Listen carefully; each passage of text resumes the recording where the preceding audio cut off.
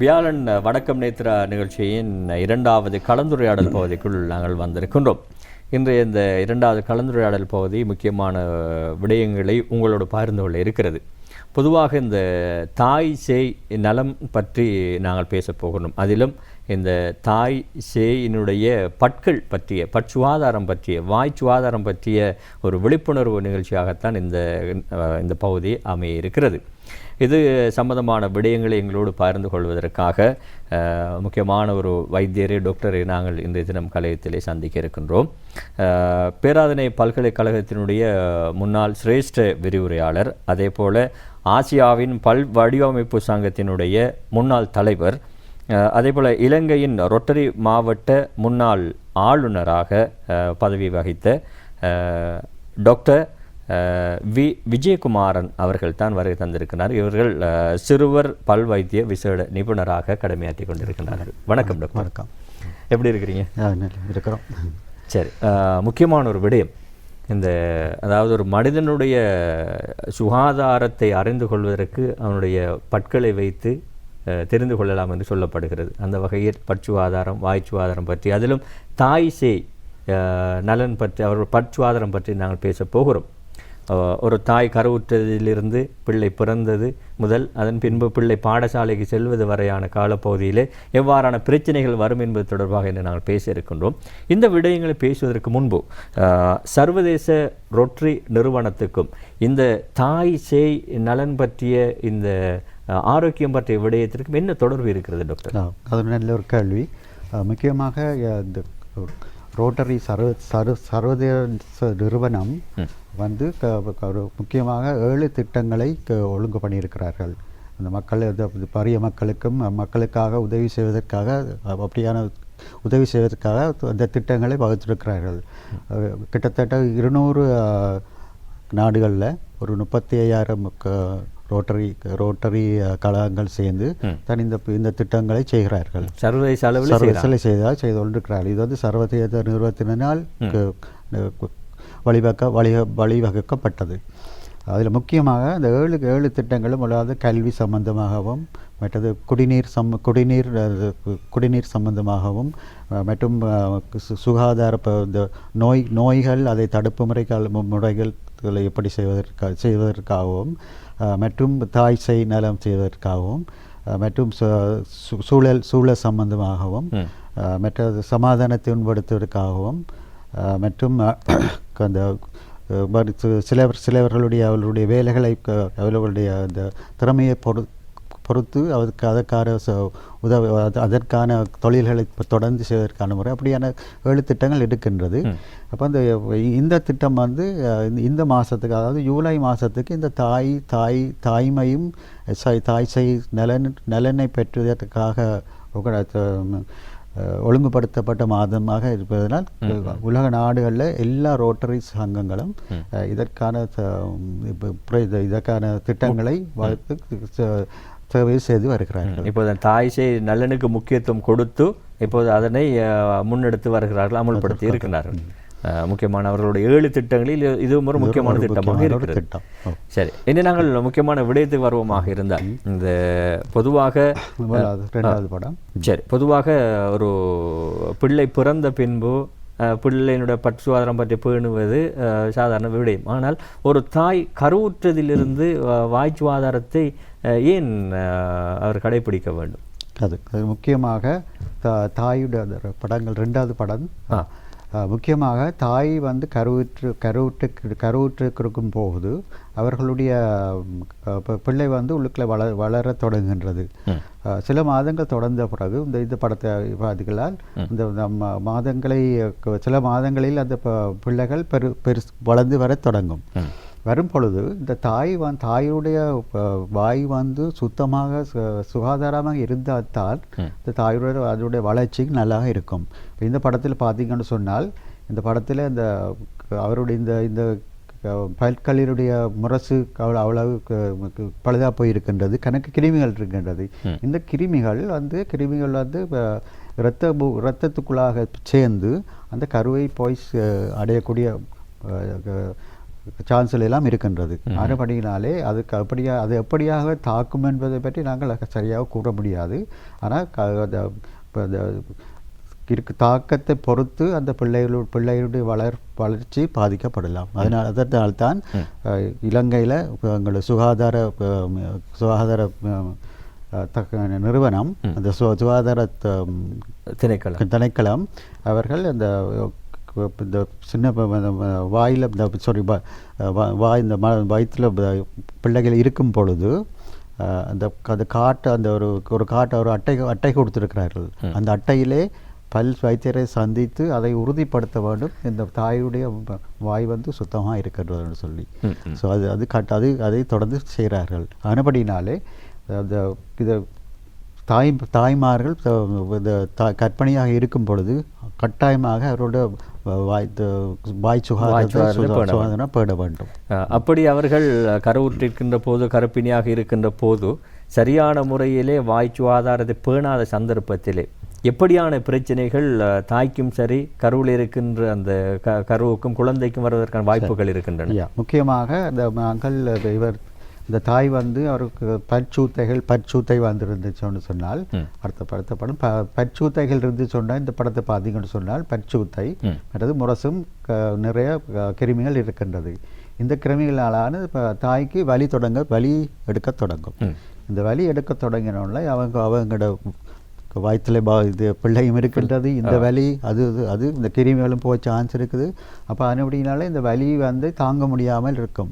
இப்போ இப்படியான காரணத்தில் ஒரு பல்வேத்திரை சந்தித்தால் அவர் கட்டாயம் இது மருந்து கொடுக்கத்தான் மருந்துகள் தான் கொடுப்பார். மருந்து கொடுத்து அதை அந்த வலியை குறைப்பதற்காக வைத்தியம் செய்வார். இப்போ அப்படியான சில நேரங்களில் இந்த மருந்துகள் தாய் எடுக்கிற மருந்து அந்த குழந்தைகளுக்கும் போய் சேரக்கூடிய முறையில் இருக்கு, அப்படியும் சேரலாம். அதன்படினால சில மருந்துகள் பிள்ளைகளுக்கு ஆகாமல் இருக்கலாம். அதன்படினாலே இந்த வலி வரும் பொழுது அந்த உடனடியாக இந்த பல் வைத்தியரை சந்தித்து அதுக்கான சரியான வைத்திய முறையை பெற்றுக்கொள்ளணும். இப்போ நாங்கள் இந்த இடத்துல நான் சொல்லணும், முக்கியமாக முதலாவது 3 மாதத்துக்கும் கடைசி 3 மாதத்துக்கு நாங்கள் அந்த இரத்த சம்பந்தமான வைத்தியங்கள் செய்வதில்லை. அதாவது பல் சுத்தப்படுத்தும் பொழுது இரத்தம் போகும். அதனுடைய ரத்தம் போயிடுச்சுன்னு சொன்னால் அந்த கனக ரத்தம் போய்கொண்டிருக்கும். சில நேரம் இவருடைய முரசுகள் வீக்கமாக இருக்கலாம். அதனுடையனால அவளுக்கு அந்த ரத்தம் கூட போகும் என்றதனுடைய அந்த ரத்தம் குள்ளைக்கு போகிறது பாதிக்கும் என்பதற்காக நாங்கள் அதை வைத்தியம் செய்வதில்லை. அதே மாதிரி பல் பிடுங்க போனால் பல் பிடுங்கினதும் பல் பிடுங்குவதற்கு ஊசி போட வேண்டும். அதனுடைய ஊசி போட்டது பிடுங்கினாலும் அது ரத்தம் போவான். எடுத்து முதலாவது கடைசி 3 மாதத்துக்கு நாங்கள் செய்கிறது இல்லை. இன்னொரு பிரச்சனை கொண்டது கடைசி நேரத்தில் இந்த பல்லு சுத்தைகளாக வச்சிருக்க சில கர்ப்பிணி தாய்கள் வந்திருக்கிறார்கள். பல் வலி சரியான வலி இருக்கிறது, என்னுடைய டெலிவரி அடுத்த மாதம். அப்போ அதை என்ன செய்கிறோம், அது நாங்கள் கொடுக்க இல்லாது. முக்கியமாக நாங்கள் சில நேரம் பல் வைத்தியம் செய்யணும்னா நாங்கள் எக்ஸ்ரே எடுக்கணும். எக்ஸ்ரே அப்போ அந்த வயிற்றில் பிள்ளைகள் இருக்கும்போது நாங்கள் எக்ஸ்ரே எடுக்க மாட்டோம். அப்படினால அந்த பிரச்சனையும் இருக்கிறது. அதனுடைய அந்த வலியை குறைத்து நாங்கள் அதுக்கு இந்த டெலிவரி முடிஞ்ச பிறகுதான் நாங்கள் அதுக்கு தகுந்த வைத்தியம் எடுக்க வேண்டும். இன்னொரு பிரச்சனை இருக்கின்றது.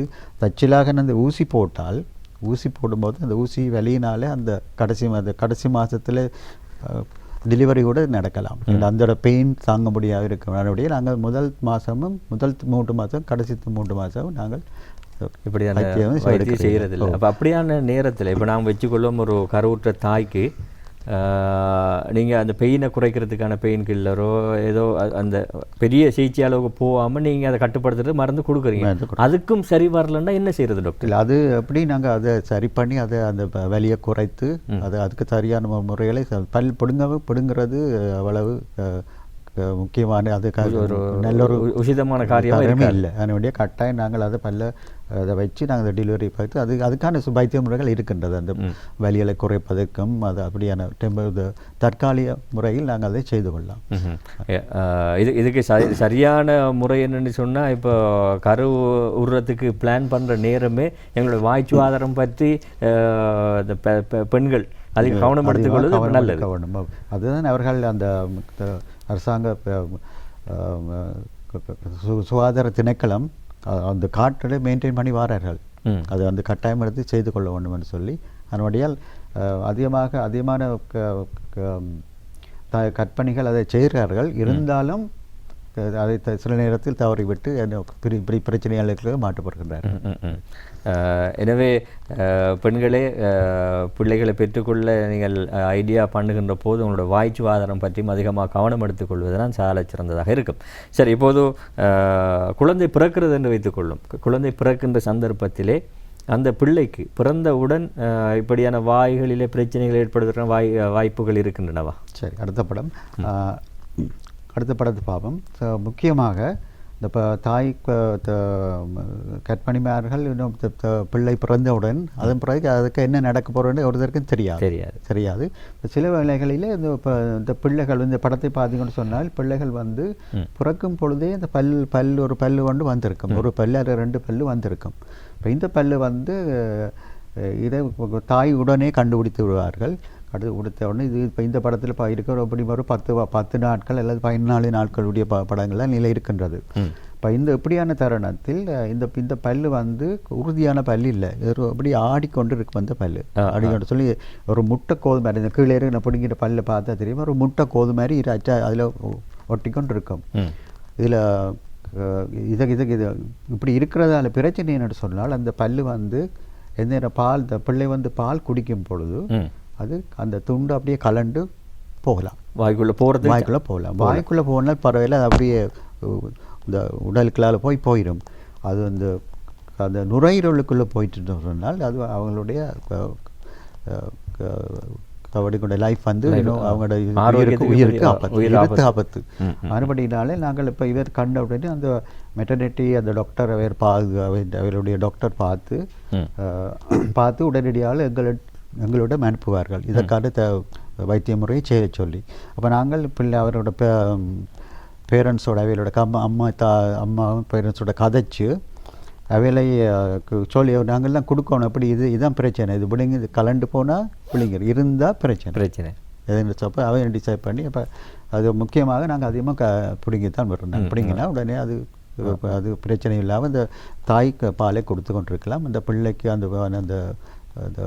பிரச்சனையால் இதிலேருந்து தப்பிக்கொள்ளலாம். அதுதான் அந்த பிரச்சனை பிள்ளைந்த பிள்ளைகளுக்கு இருக்கிற இது.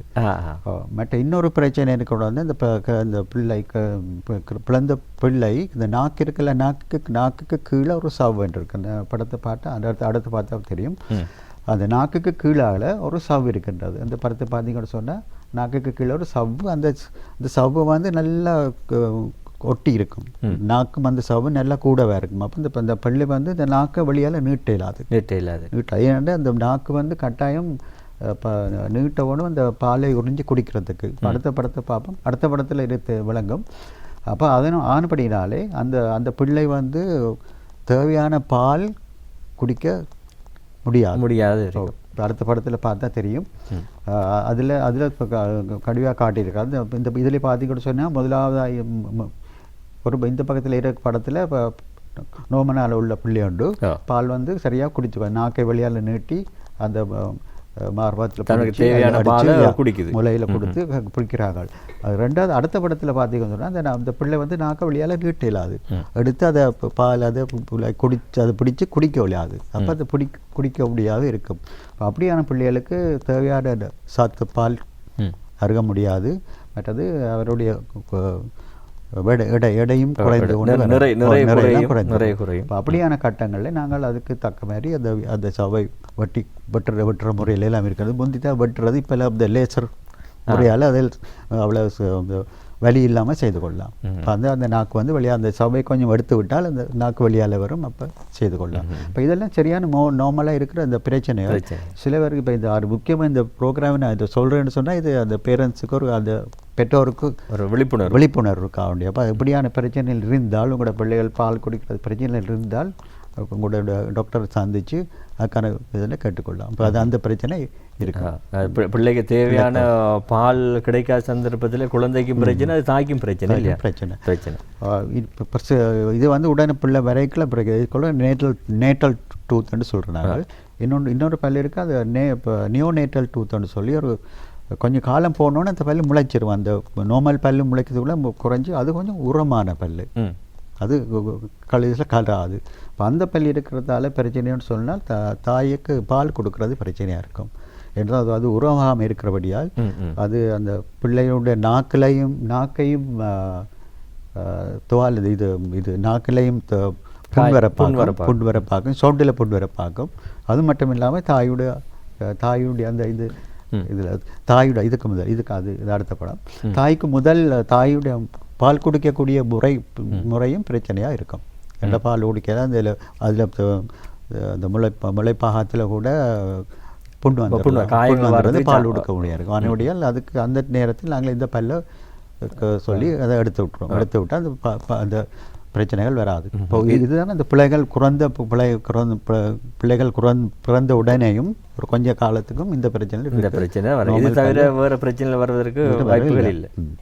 அதுக்கு பிறகு 6 மாதத்துக்கு பிறகு அந்த அவையின் பால் பற்கள் முளைக்க தொடங்கும். அப்படியே அந்த பால் பற்கள் முளைக்க தொடங்குகின்ற அந்த பருவத்தில் டாக்டர் எப்படியான பிரச்சனைகள் வருவதற்கான வாய்ப்புகள் இருக்கின்றன?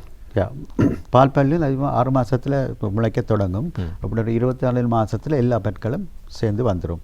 அப்போ என்ன நடக்கும்னு சொன்னால் இந்த பெற்றோர் இந்த தாய் வந்து முதலில் தாய்ப்பால் கொடுத்து கொண்டு வருவார்கள். இப்போ சில தாய்கள் அதை தொடர்ந்து கொடுத்துட்டு 4 வயசு 5 வயசு மட்டும் கொடுத்துட்டு இருப்பார்கள். அந்த டைமில் அவர்களுக்கு நிறைய எல்லா பற்களும் வந்திருக்கும் பால்பல்கள். இப்போ எங்களுடைய நாட்டில் ஒரு பிள்ளையான ஒரு முறை ஒன்று இருக்கேன்னு சொன்னால், இந்த நித்திரை இரவில் பிள்ளை வந்து நித்திரை கொள்ளும் பொழுது அந்த பாலை கொடுக்குறது. அது அடுத்த படத்தில் தெரியும். இந்த நித்திரைகளில் பாலை கொடுக்கும் பொழுது என்ன நடக்கும்னு சொன்னால், பிள்ளை நித்திரை இல்லாமல் இருக்கும் பொழுது அந்த வாய்க்குள்ள அந்த இது உமிழ்நீர் வந்து இந்த பார்த்திங்கன்னா உமிழ்நீர் வந்து அப்படியே கரைச்சி எல்லா வாய்க்குள்ள உள்ள கிருமியெல்லாம் கரைச்சி கொண்டு போயிடும். இப்போ இந்த பிள்ளை நித்திரை கொள்ளும் பொழுது என்ன நடக்கும், இந்த இதில் பார்த்திக்கிட்டு சொன்னால் நித்திரை கொள்ளும் பொழுது அந்த வாய்க்குள்ள உமிழ்நீர் வந்து குறைவாக இருக்கும். உமிழ்நீர் சுரப்பு அந்த கிருமிகள் வந்து பற்களின் மேற்பாக்கத்தில் ஒட்டி மேற்கத்திலிருந்து அதில் இந்த பற்கள் வந்து இந்த படத்தை பார்த்திக்கிட்டு சொன்னால் இது வந்து இதுக்கு நாங்கள் சொல்கிறாங்க ஃபீடிங் பாட்டில் சிண்ட்ரோம் உண்டு. அதாவது இரவில் பால் கொடுக்குறதுல எப்படி இருக்கான்னு இந்த ஒரு படத்தில் பார்த்தீங்கன்னா முரசு மட்டத்தில் ஒரு வெள்ளையாக வந்திருக்குது, சோக்கு படி மாதிரி. அதுக்கப்புறம் பெரிய கேவிட்டி இது மாதிரி வந்திருக்கு, பாதிப்படைஞ்சிருக்கு. இது அடுத்த படத்தில் கூட பாதிப்பு, பிறகு அந்த பல்லெல்லாம் உடைஞ்சு போயிடும். இப்போ இது வந்து முக்கியமான காரணம் தாய்தான் இதில் பிள்ளை சொல்லணும். ஏன்னு சொன்னால் இந்த இரவில் படுக்க போய்களை பால் போத்தல் சரி அல்லது போத்தல் பால் சரி அது தாய்ப்பால் சரி இரவில் பிள்ளை நித்திரை கொள்ளும் பொழுது அதை தவித்து கொள்ளணும். இதால் இந்த பிரச்சனைகள் வாருது. இப்போ அதை நாங்கள் அதை பெற்றோருக்கு நாங்கள் எப்பவும் அதை விளங்கப்படுத்தி சொல்கிறது, நீங்கள் அதை அப்படியான இதழை குறைத்து வேறு ஏதாவது முறையில் நாங்கள் செய்யணும்னு சொல்லி அதை நாங்கள் அப்படி என்றால் பிள்ளைகள் முழித்திருக்கின்ற போது பாலை கொடுப்பதுதான் பொருத்தமாக இருக்கு. ஈவன் இரவில் படுத்தாலும் பரவாயில்ல, இரவில் பால் குடித்த முடியாது ஏதாவது தண்ணி ஏதாவது போட்டு அப்படி அந்த போத்தில் மாற்றி வச்சுருக்கணும். பாலில் தான் கூட இதில் இருக்குது, அந்த கார்போஹைட்ரேட் அதில் எல்லாம் இருக்குது, அதில் தான் அது கூட வரும். இப்போ இதில் தண்ணியில் ஒன்றும் இல்லை. அதன்படி அப்போ அது மாற்றி ஏதாவது ஒரு முறையில் நாங்கள் அதை செய்து கொள்ளணும். இப்போ என்னோட சில பிள்ளைகள் இருக்க அழகான பற்களோடு இருக்கிறார்கள், சில பிள்ளைகள் எல்லாம் ஒரு பல்லும் இல்லை, துண்டு பல்லு எல்லாம் இருக்கின்றது. அப்போ அதுதான் காரணம். அதோட சில நேரம் அந்த போத்தல் பால் அந்த பாலுக்குள்ளே சீனி அதாவது பண்டமைக்கு சேர்த்து கொடுத்தால் அது இன்னும் பாதிப்பு கூட இருக்கும். ஆனால் இந்த உறங்கும் போது தாய்ப்பால் கொடுப்பதால் பிரச்சனை வரும். அதுவும் பெறலாம். புட்டி பால்கள் மாத்திரமல்ல தாய்ப்பால் சொன்னால் அது இரவில் உமிழ்நீர் சுரப்பு இல்லை, அப்போ அது கழுவுப்பட்டு போகாது.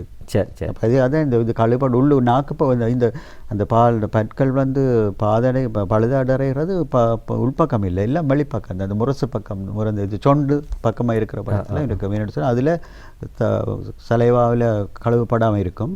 அப்போ அந்த பேக்டீரியா அது எல்லாம் அந்த பால் அதில் படிஞ்சிருக்கும், அதிலிருந்து கிருமிகள் எல்லாம் பாக்டீரியான்னு சொல்லி அதை ஆக்ட் பண்ணி தான் எல்லாம் அது வந்து அசிட்டத்தோட வெளிவிடுறது. அப்போ அந்த அசிட் தான் அந்த பல்ல கரைக்கிறது. இப்படியான பாதிப்புகள் அந்த பாட்பாட்களில் பிரச்சனைகள் பாதிப்புகள் வந்தால் அதுக்கான சிகிச்சை முறை என்ன டாக்டர் சொல்கிறேன்? நல்லா அதுக்கு தான் இந்த பெற்றோர் கவனமாக இருக்கணும். தாய் ஏதாவது எப்படியாவது சின்ன ஒரு பாதிப்பை ஏற்பட்டு சொன்னால் உடனடியாக பல் வைத்தியரை நாடணும். இப்போ அதுக்கு அதுக்கு இப்போ நவீன முறையில் சிறந்த வைத்திய முறைகள் எல்லாம் இருக்கின்றது. அதுபடினால் அதை நாங்கள் போட்டு அதுக்கு தகுந்த முறையில் நாங்கள் செய்து கொள்ளலாம். ஈவன் அந்த நல்லது அந்த பற்கள் முழுகாக உடைந்திருந்தாலும் அந்த பல்லுடைய நிறத்திலே நாங்கள் கேப்பிங் மாதிரி போட்டு அதை செய்யக்கூடிய புது புது முறைகள் எல்லாம் இருக்கின்றது. இப்போ நவீன காலத்தில் புதிய புதிய முறைகள் வந்து இருக்கின்றது. அத்தோடு நாங்கள் அந்த அதாவது அந்த அதாவது இந்த சுகத்தை பாதிப்பு இல்லாமல் தடுக்கிறதுக்காக சில மருந்துகளும் இருக்கின்றது. அதாவது ஜெல்லு ஃப்ளோரைட் ஜெல்லுன்னு இருக்குது, நாங்கள் ஜெல் அப்ளை பண்ணுறது. மற்றது அந்த சில இடங்களில் அந்த பற்களில் அந்த ஃபிஷர் வந்து இந்த ஓட்டியல் மாதிரி இருக்கிற இடங்களில் வந்து அந்த கீறுகள் மாதிரி இருக்கிற இடங்களில் வந்து அதை சீல் பண்ணுறது. சீல்னு சொன்னால் ஃபிஷர்ன்னு சொல்கிறோம். அதை ஃபிஷர் சீல்னு போட்டு அதை மூடி விட்டால் அந்த சூத்தப்படிக்கிறதுலாம் வராமல் பல முறைகளில் அதை பாதுகாக்கக்கூடிய முறையில் கணக்கே இருக்கின்றது. இப்போது இந்த நவீன காலத்தில் புதிய புதிய நிறைய முறைகள் வழிவகைகள் வந்து விட்டன. எனவே தங்களுடைய பிள்ளைகளுக்கு பாதிப்புகள் வந்து விட்டன, பற்களிலே பிரச்சனைகள் இருக்கின்றன என்று யாரும் கவலைப்பட தேவையில்லை. இப்போதெல்லாம் மருத்துவம் வளர்ந்து எங்கேயோ இருக்கிறது இல்லை டாக்டர்? சரி, பொதுவாக நாங்கள் பொதுப்படையாக பார்த்தால் இந்த தாய் சேயினுடைய இந்த பட்சுவாதாரத்தை எப்படியான வகைகள், என்னென்ன வழிமுறைகளிலே நாங்கள் பேணலாம், பேணிக்கொள்ளலாம், அல்லது அந்த முன்கூட்டியே பாதுகாப்புக்கிறதுங்கிற ஒரு விஷயம் இருக்குதானே டாக்டர்? அதெல்லாம் நாங்கள் எப்படி செய்து கொள்ளலாம்? சரி, அதுதான் வந்து இப்போ அதாவது கட்டாயமாக இவர்கள் பல்வைத்தியர்களை நாடி அவர்கள் பற்களை அந்த தாய்மார்கள் கட்டாயமாக அதை பற்களை பரிசோதித்துக் கொள்ள வேண்டும். இப்போ அதை பரிசோதித்து அதுக்கு தேவையான வைத்திய முறைகள் இருந்தால் அதை செய்வார்கள். அத்துடன் அந்த பல்வைத்தியர்களும் அந்த பற்களை எப்படி பாதுகாக்கிற முறைகளை சொல்லிக் கொடுப்பார்கள். அவர்கள் அதை பேணிக்கொள்ள வேண்டும். அந்த டைமின் படி சொல்கிற மாதிரி பேணிக்கொண்டால் அந்த பற்களை வடிவாக பாதுகாத்து கொள்ளலாம். இப்போ நாங்கள் சில பேர் இருக்கிறார்கள், அவர்களுக்கு எந்த ஒரு சூத்தப்பல்லு ஒன்றும் இல்லை. என்னென்னு அவர் முதல் தொடக்கத்திலேருந்தே அதை மெயின்டைன் பண்ணி வந்திருக்கிறார்கள். அதே மாதிரி அதை சொல்கிற அறிவுகளை கேட்டு அதுக்கு தக்க மாதிரி அதை செய்து கொண்டு வந்தால் பிரச்சனை இல்லாமல் அதை பாதுகாத்து கொள்ளலாம். அது அதாவது முக்கியமாக தாய்மை அடைந்திருக்கிற நேரம் கட்டாயம் கவனமாக இருக்க வேண்டும். அவர்களுக்கு இன்னொரு பிரச்சனை வர சான்ஸ் இருக்குன்னு சொன்னால், சில நேரம் அவர்களுடைய உடம்புல இருக்கிற ஹோமோன்ஸ், அந்த பிள்ளைகள் வளர்கிற ஹோமோன்ஸால் அவர் செய்து பண்ணுற மாற்றங்கள் ஏற்படும் பொழுது அவருடைய முரசு வந்து வீக்கம் இருந்து ஒரு பக்கம் வீக்கமாகி இருக்கும். இப்போ சில நேரம் தொட்டாலும் ரத்தம் வரக்கூடிய மாதிரி அப்படியான நிலையில் வரலாம்.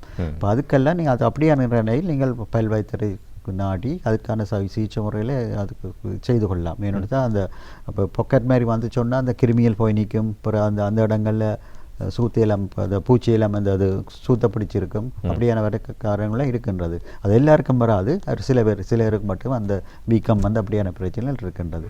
இப்போ அதுக்கு சரியான வைத்தியரை நாடினால் சரியான முறையில் சேருவது, சரியான சிகிச்சை முறைகளை, வைத்திய முறைகளை எடுத்துக்கொள்ளலாம். இப்போ பொதுவாக நாங்கள் டாக்டர் ஒரு மனிதன் என்ற வகையிலே நாங்கள் சிறு வயதிலிருந்தே எங்களுடைய பற்கள் எல்லாம் முழுமையாக முளைத்த பின்பு அந்த பருவத்திலிருந்து நாங்கள் முதுமை அடைகின்ற வரைக்கும் எங்களுடைய பற்களை நல்ல முறையிலே பாதுகாத்து கொள்ள வேண்டும். பல்லு போனால் சொல்லு போகும் என்று சொல்லுவார்கள். ஏன்னா பல் ஒரு மனிதனுக்கு முக்கியம்.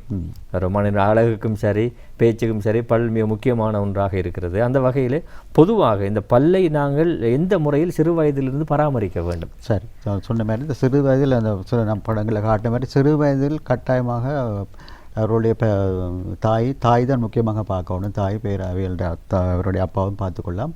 தாய் தான் முக்கியமான கவனம் எடுத்து அந்த பிள்ளையருடைய பற்களை கவனித்து சரியான ஆரோக்கிய முறை வேண்டும். அதிகமாக இனிப்பு பண்டங்கள் கொடுக்கக்கூடாது. இனிப்பு பண்டங்கள் கொடுத்தால் அது இனிப்பு பண்டங்கள்னால தான் அந்த சூத்தப்பல்லு அதிகமாக இனிப்புட படிவுகள் நிற்கும் இல்லையா? இனிப்பு படிவுகள் நின்று அதில் கார்போஹைட்ரேட் இருக்குது. அதில் அதுதான் அந்த கிருமியில் வந்து அந்த இனிப்பு அந்த சத்தல் எடுத்து அமிலம் மாதிரி அமிலத்தை ரிலீஸ் பண்ணுறது, இது வழிபடுகிறது. அதுதான் அந்த பல்லை பாதிக்கின்றது. பாறைப்பட்டையினாலே நாங்கள் அந்த இனிப்பு சாப்பிட வேண்டாம்னு சொல்ல முடியாது. அப்போ நாங்கள் பிள்ளைகளுக்கு எப்போவும் பேரண்ட்ஸுக்கு அட்வைஸ் பண்ணி விடுறது, நீங்கள் சாப்பாட்டுக்கு முதல் ஒரு மணி நேரத்துக்கு உள்ளே கொடுத்து அப்படி ஒரு பழக்கத்தை எடுத்துக்கொள்ளணும். அதோட ஒரு சாப்பிட்ட உடனே அதை கொடுத்தால் அந்த அதுக்கான பாதிப்பு வந்து குறைவாக இருக்கும். இடைநேரங்களில் 4 மணி 10 மணி இந்த நேரம் அப்படி சாக்லேட் அதில் சாப்பிட்டோன்ட்டு இருந்தால் அப்போ அந்த சீனி மட்டம் கூடவே இருக்கும். அப்போ அந்த பாதிப்பு கூட. அதனுடைய அதை அதை அதை பெற்றோர்களை அதை மாற்றி எடுக்கணும். அப்படி மாற்றி எடுத்துட்டோன்னு சொன்னால் இனிப்பு சாப்பிடலாம். மற்றது பல வகைகள் அதெல்லாம் காப்பாற்றி எடுத்துக்கொள்ளலாம். மற்றது முக்கியமாக பல்லை சரியாக ப்ரஷ் பண்ணுறது. அது ப்ரஷ் பண்ணி அந்த சரியான முறையில் ப்ரஷ் பண்ணி அந்த முரசை பாதுகாக்கலாம். இப்போ நாங்கள் சொன்னது இந்த இது பூச்சி சூத்த பல்லில் வர்றதை பற்றி. மற்றது முரசை பாதுகாக்கிறதுக்கு சரியான முறையில் ப்ரஷ் பண்ணி வந்தால் 6 மாதத்துக்கு ஒரு முறை பல்வேத்திரை நாடி அதுக்கு தேவை என்றால் அது பற்களை சுத்தம் படுத்தி அப்படியான முறையில் அந்த கட்டாயமாக அந்த பல்வேத்தியர் அந்த சரியான முறையில் அட்வைஸ் பண்ணி அது தொடர்ந்து அந்த நல்ல முறையில் வைத்திருக்க முறையில் செய்து கொள்ளலாம். இந்த பற்களை பாதுகாப்பதிலே அந்த ப்ரஷ் பண்ணுகின்ற பற்களை சுத்தப்படுத்துகின்ற விதங்கள் நேரங்களிலும் கூட ஒரு முறை இருக்கிறது இல்லையா? இப்போ சரியான முறையில் அதை பாவிக்கணும். இப்போ அந்த ப்ரஷ் பண்ணி எடுக்கணும். அதே அந்த பல்வைத்தியர் அந்த பல்வைத்தியர் சொல்லி கொடுப்பாங்க. அது அதை சரியாக கேட்டறிந்து கொள்ளணும். ஏன்னா சரியாக ப்ரஷ் பண்ணி வந்தால் அந்த முரசு வருத்தங்கள் அதெல்லாம் குறையாது. முரசு கரைதல் வீங்குதல் போன்ற பிரச்சனை எல்லாமே இருக்கும். நல்லது டாக்டர். நல்ல நேயர்களே, இந்த 2வது கலந்துரையாடல் பகுதியில் இந்த தாய் இசை, அதாவது ஒரு பெண்மை அடைந்ததிலிருந்து குழந்தை பிறந்து ஆட்பற்கள் வரும் வரைக்குமான பிரச்சனைகள், வாய்களில் எவ்வாறான பிரச்சனைகள் வருகின்றன, என்னோட வாய் சுகாதாரத்தை எவ்வாறு பேணிக்கொள்ள வேண்டும் என்பது தொடர்பான விடயங்களை நாங்கள் பேசியிருந்தோம். இது தொடர்பான விடயங்களை எங்களோடு இந்த தினம் பகிர்ந்து கொண்டவர் சிறுவர் விசேட பல் வைத்திய நிபுணர், அதே போல் பேராதனை பல்கலைக்கழகத்தினுடைய முன்னாள் சிரேஷ்ட விரிவுரையாளர், அதே போல் ஆசியாவின் பல் வடிவமைப்பு சங்கத்தின் முன்னைய நாள் தலைவர், அதே போல் இலங்கையின் ரொட்டரி மாவட்ட முன்னாள் ஆளுநராக பதவியெல்லாம் வகித்த சிறுவர் பல்வைத்திய விசேட நிபுணர் மதிப்புக்குரிய டாக்டர் விஜயகுமாரன் அவர்களுக்கு எங்களுடைய நன்றி இந்த வழியில் நாங்கள் தெரிவித்துக் கொள்கின்றோம். மிக்க நன்றி டாக்டர். வணக்கம்.